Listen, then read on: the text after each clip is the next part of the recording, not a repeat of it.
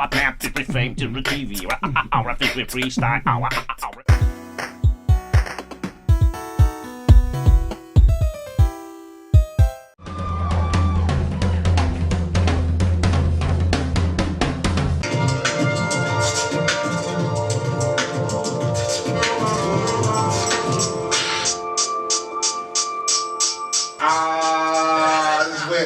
This is where we start, you know what I mean? Right in the park, you already know. You already know, that's the culture, man, you feel me?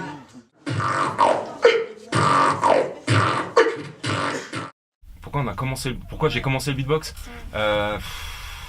Il faut se mettre dans les... Moi, perso, mon expérience, c'est il faut se mettre dans les années 90. Je commence à connaître ce qu'est le rap, j'ai 14-15 ans. J'ai des copains qui me font passer des disques ou des cassettes. Enfin, à l'époque, c'est encore l'époque des cassettes magnétiques. Il n'y a pas encore tous les MP3 et tout ça.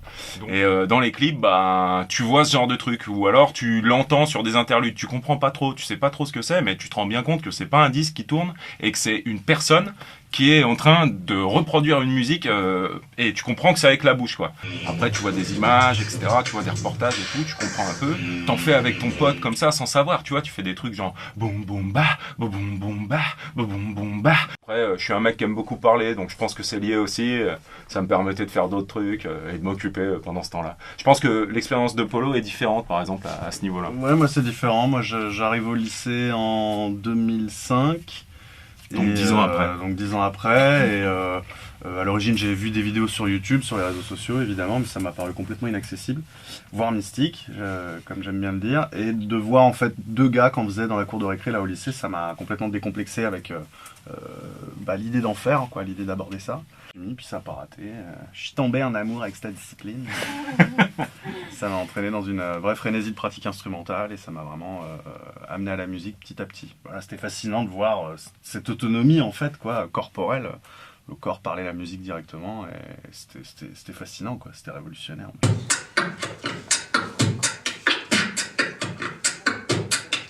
Voilà, tous ces sons-là, et on va essayer de les faire en 2 secondes. Et du coup, c'est ça, je pense, un des points communs au final aussi, c'est le mot passion. Ouais. Moi, je suis maintenant organisateur, j'ai toujours aimé ça et j'en regarderai toujours et j'adore. Et Polo, lui, c'est un beatboxer qui en a fait son métier, qui est intermittent du spectacle, musicien. Et du coup, bah, c'est vraiment, il y a ce côté passionnel, quoi.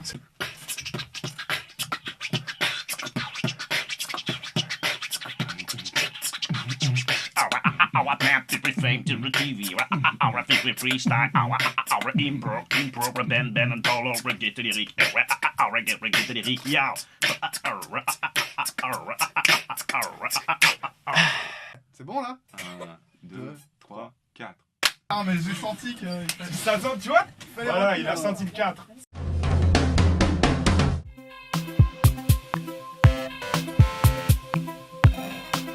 Moi, en fait, je suis très ravie qu'il y a un format audiovisuel aussi dans les côtés anthropologie de la musique et réalisation. Donc, c'est ça qui m'a attiré énormément de venir. Je trouve ça intéressant de voir des films qui sont peut-être considérés comme marginaux, qu'on n'a pas l'occasion de voir ni au cinéma, ni ailleurs. Et je trouve que ce genre de festival, ça apporte de la diversité dans les œuvres audiovisuelles qui existent et ça permet de faire vivre les artistes et les auteurs qui créent ces films.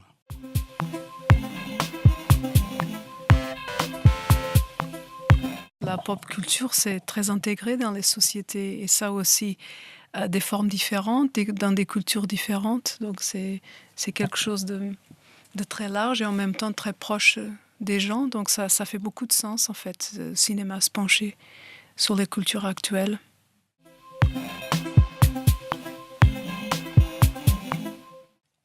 Film.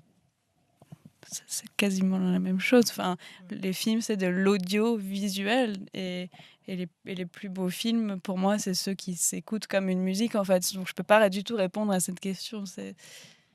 Moi, je pense que le fait d'avoir une image et une réalité quand on performe la musique ou quand on écoute la musique, ça remplit tout l'espace, en fait. Moi, c'est complètement les deux. Hein. C'est impossible de dissocier les deux. En fait, c'est tout à voir aussi avec mon parcours.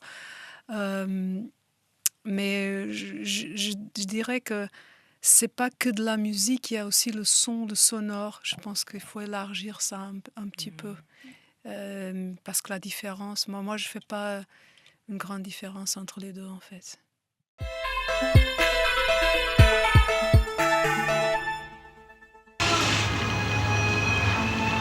Numaturi, Tsigani, Roma, Kasigota, Produkto Chiremojako.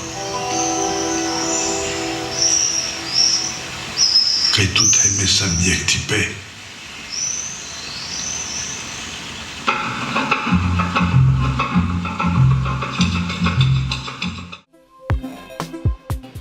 Alors, c'est la condition des tziganes aujourd'hui en Europe. Donc c'est relativement tragique et triste. Il y a un enjeu politique, surtout que bon là on touche, c'est un film sur les Roms, on a une vision très, très limitée des Roms qu'on peut connaître chez nous et puis toute la légende qu'on connaît, ces gens venus d'Inde, rejetés dans les pays de l'Est et là on est immergé voilà, dans leur ghetto. Extraordinaire, vraiment. Et j'ai aimé tout ça, tous ces gens qui souffrent et qui ont la dignité et qui sont heureux malgré tout, hein. Mais quand même une tristesse qui est à l'intérieur d'eux-mêmes, mais ils restent fiers, ils restent humbles. J'ai adoré, vraiment. On les filme dans les silences, on les filme c'est des portraits, on les voit pas beaucoup parler. On les suit dans leur vie, mais avec une voix off assez poétique, mais sur la condition, donc assez difficile. C'est un film magnifique, super poignant, mais voilà, avec un constat tragique. Fame TV. Comment vous êtes-vous rencontrés tous les deux? Ah, nous deux? Nous deux, c'est une vieille histoire. J'ai pas trop appris, moi. J'ai dormi. Et foudroyé par un instant de génie. C'est ça. Tu te souviens de la question à l'origine? Oui, je me souviens. Qu'est-ce qu'on a envie de parler? La transcendance divine. C'est ça. J'espère que je vous dérange actuellement. Ouais, un petit peu peut-être, oui. Hein. Je me casse.